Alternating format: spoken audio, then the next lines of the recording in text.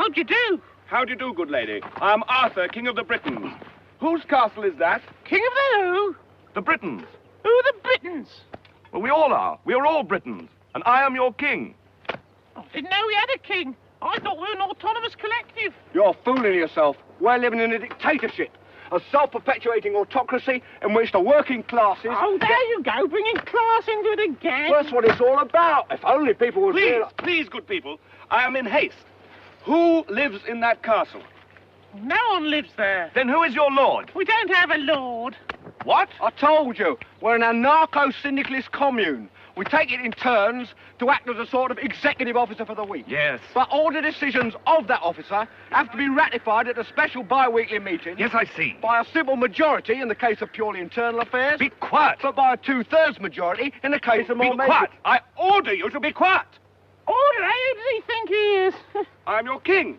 Well, I didn't vote for you. You don't vote for kings. Well, how'd you become king, then? The Lady of the Lake, her arm clad in the purest shimmering samite, held aloft Excalibur from the bosom of the water, signifying by divine providence that I, Arthur, was to carry Excalibur. That is why I'm your king. Listen, strange women lying in ponds distributing swords is no basis for a system of government. Supreme executive power derives from a mandate from the masses, not from some farcical aquatic ceremony. Be quiet. Oh, but you can't expect to wield supreme executive power just because some watery tart threw a sword at you. Shut up! I mean, if I went round saying I was an emperor, just because some moistened bint had lobbed a scimitar at me, they'd put me away. Shut up! Will you shut up? Ah, now we see the violence inherent in the system. Shut up! Oh, come and see the violence inherent in the system.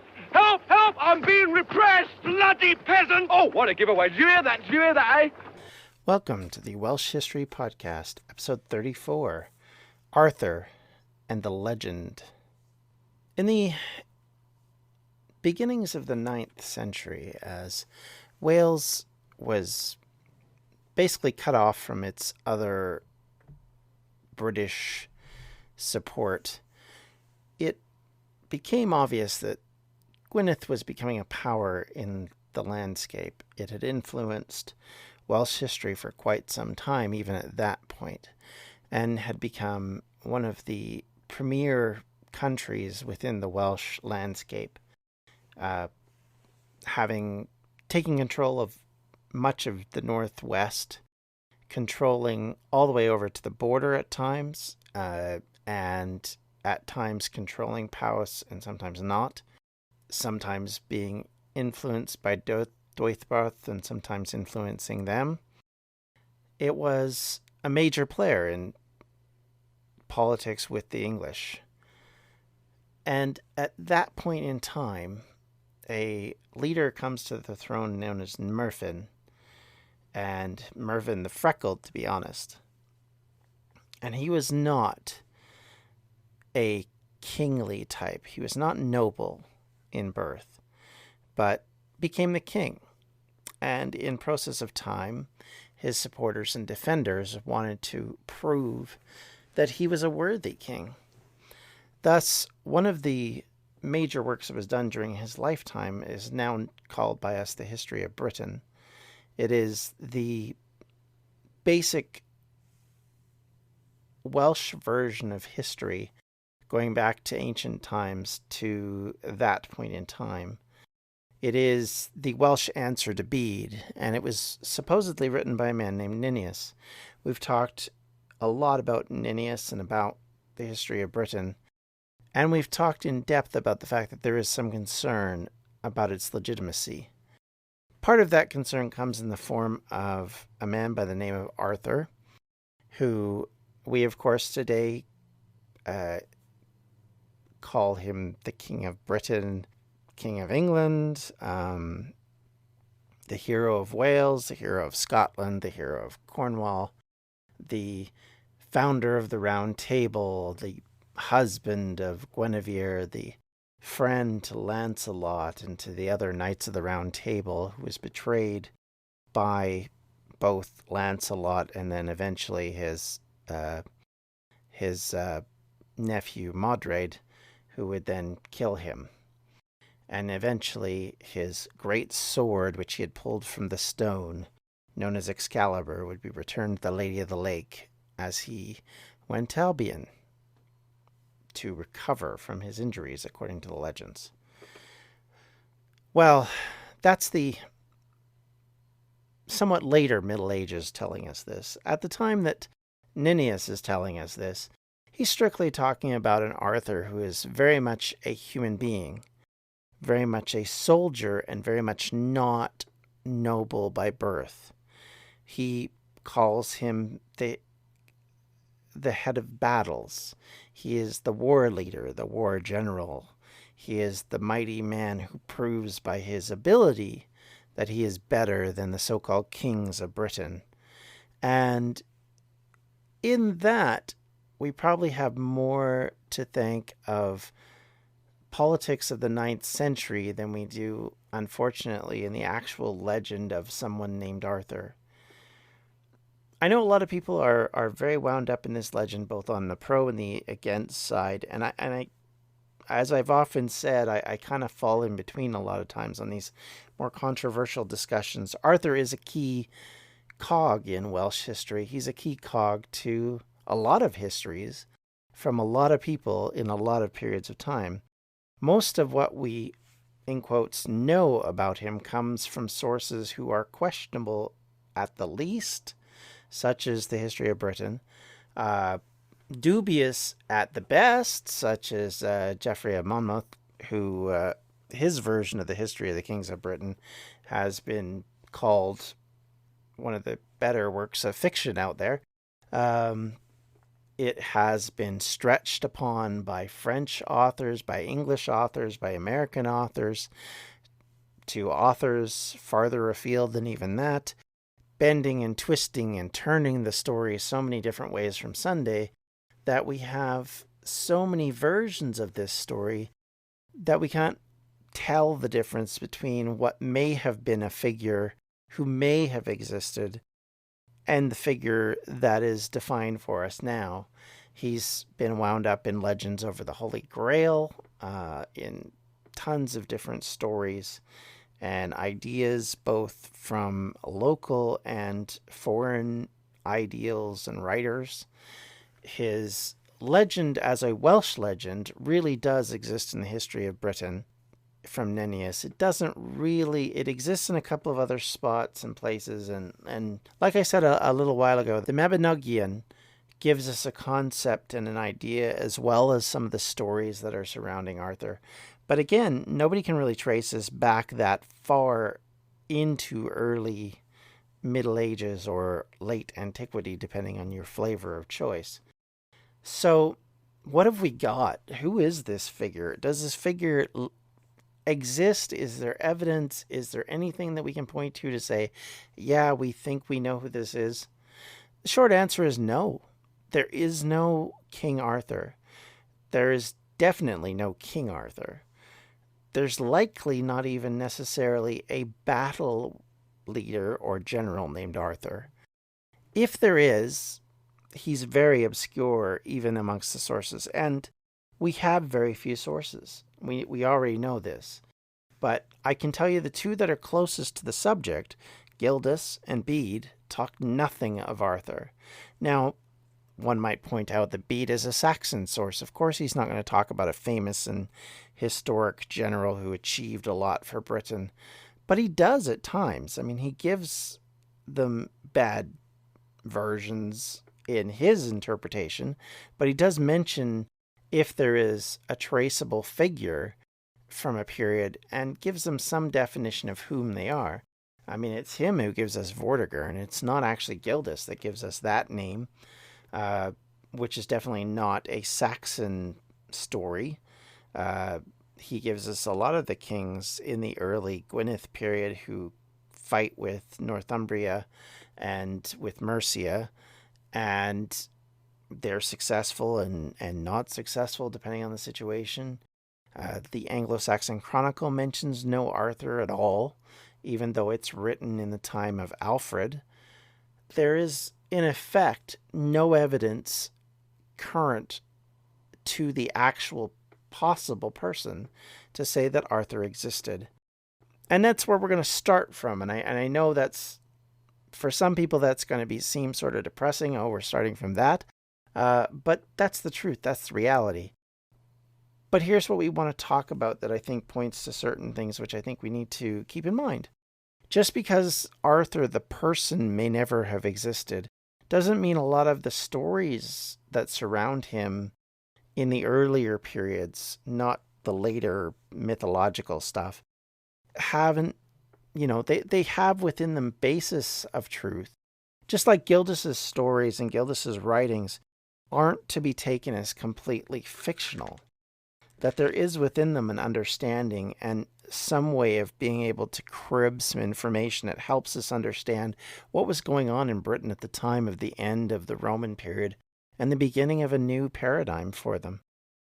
And what Gildas always points out is that there was an obvious mess in Britain, be it from Picts, Irish, Saxons, whomever, within the British population, it was destabilized. Things were poor. And it's hard to say where this began and where it ends, just simply because there's such a lot of vagueness surrounding this. We don't have a lot of British sources in talking about Roman Britain. We don't have a lot of Roman sources talking about Roman Britain in the end of the 3rd century and 4th centuries and into the 5th. We just have nothing really to go on that tells us a lot about the situation. So what do we have? Well, we have some battle poems, apparently, which Nennius collects. Like I said, the stories that we have, which may or may not be brushing of some historical truth. A lot of times when we look at myths and legends, and think about it from the standpoint of more modern times, when we look at the idea of the founding fathers in the United States, or look at heroes of your particular country, these people get mythologized. Some of the stories that surround the founding fathers aren't true, but they become so ingrained in our psyche that even people who aren't American know them. We know those stories. We know about these people, and the legends themselves become almost as true as the actual people. And this isn't dissimilar. This is a founding father, in a way, of Wales. So, of course, it's mythologized. Of course, the historical figure starts to fade in the background rather quickly. So, who could it be? If there's any trace of a historical figure who led battles of any type in the end of Roman Britain and the beginning of the Welsh Britain that we have currently, the only name that comes to mind out of Gildas is Ambrosius Aurelianus. It's a name that's very vague. It doesn't give us a lot to go on.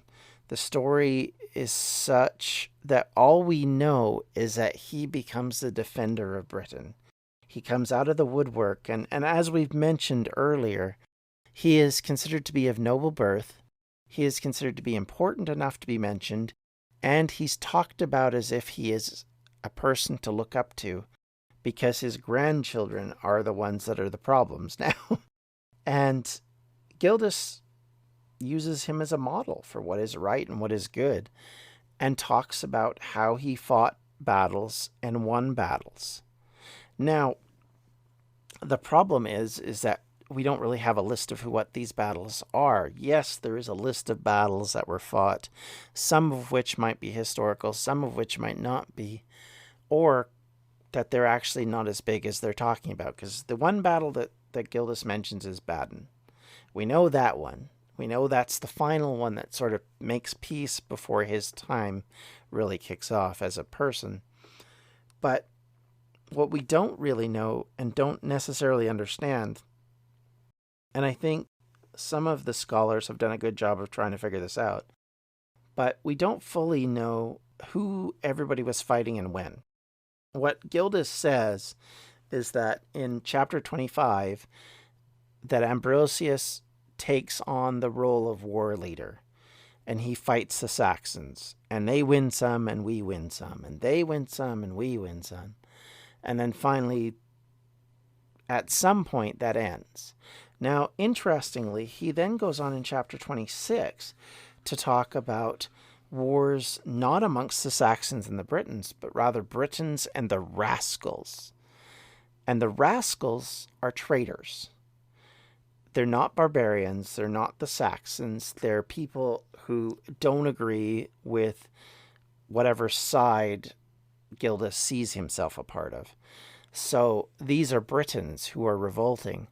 And I've often wondered if part of what we're seeing here when he describes this, and the person who the academic who's brought this up is Guy Halsall, who has studied a lot of this and has done a really interesting book where he, let's be honest, kind of takes apart a lot of the Arthur idealism.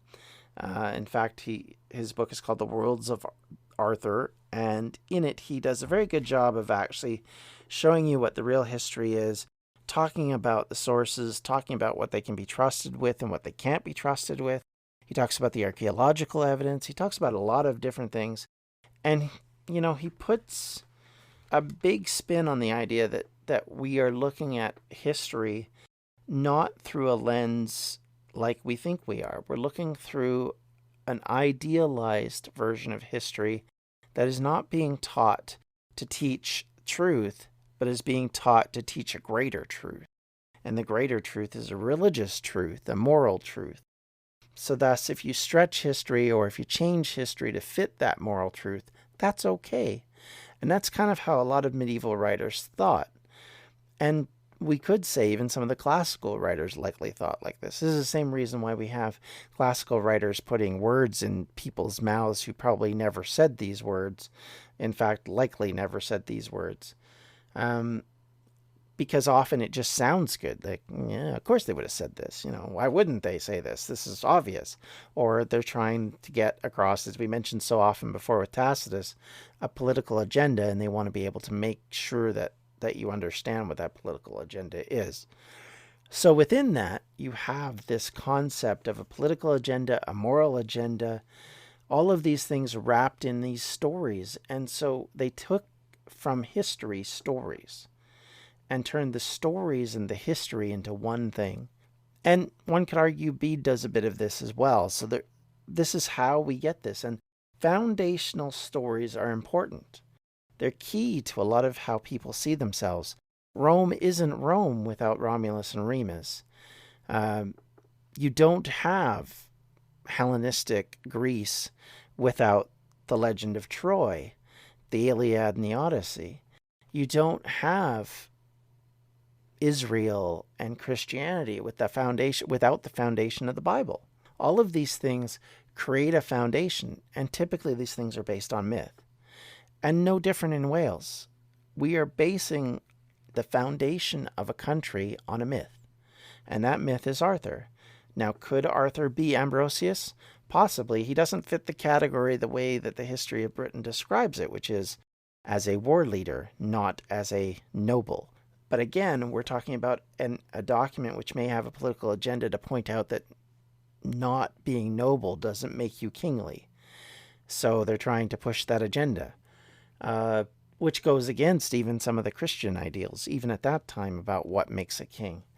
And this concept may have been stretched and changed this person known as Ambrosius into Arthur. Now, the history of Britain has this Ambrosius within it, doing something on his own that isn't related to Arthur, yet somehow is.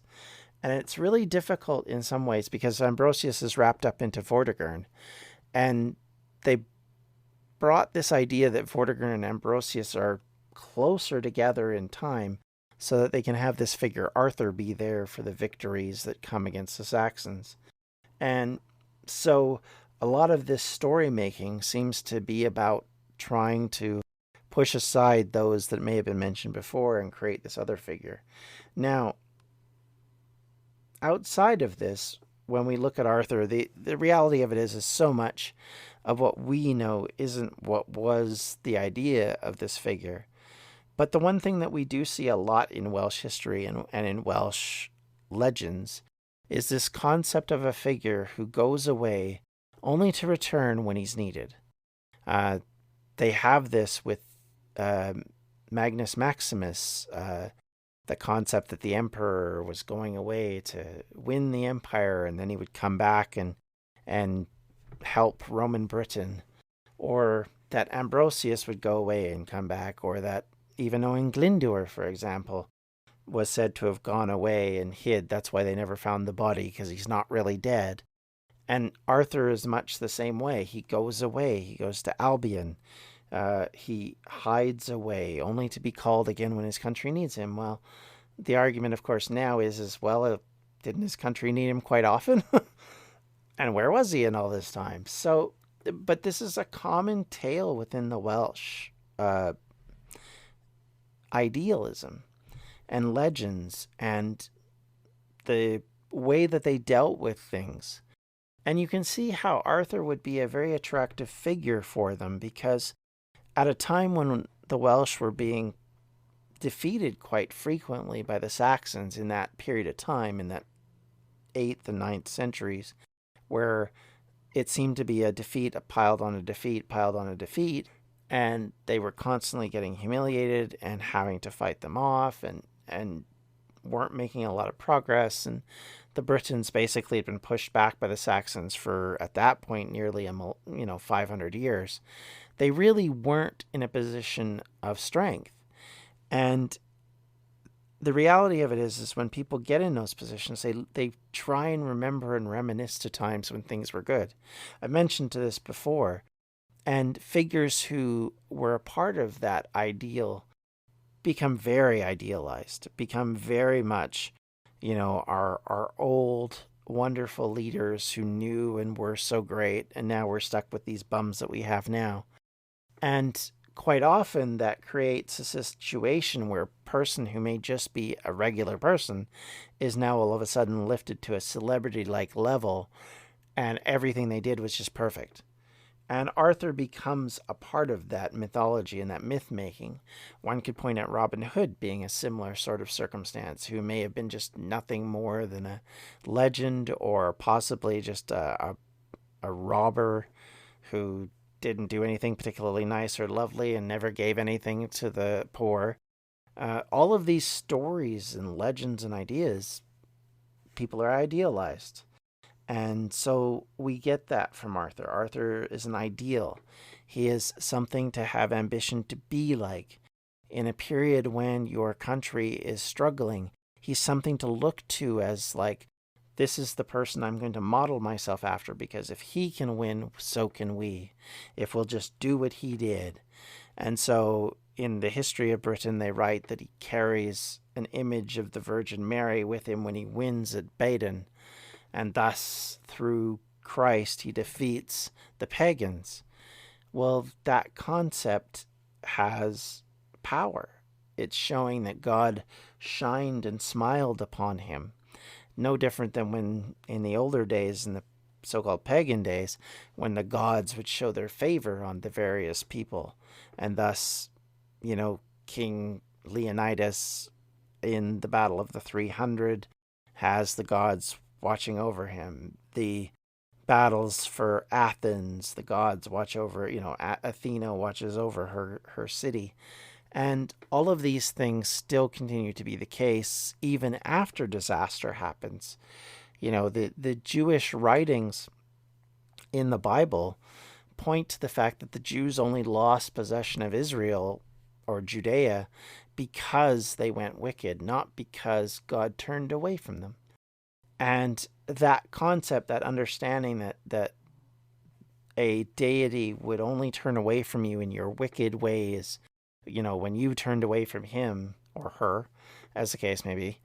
And so again, we're pointing to the fact that Arthur is holy. Arthur is something to be desired to be. His Christianity was worn in his sleeve. Unlike nowadays, where everybody's kind of a bit of a sinner and, a little too real. And they are not like these old leaders who used to be so good. And Gildas decries this kind of stuff. He's big into nostalgia.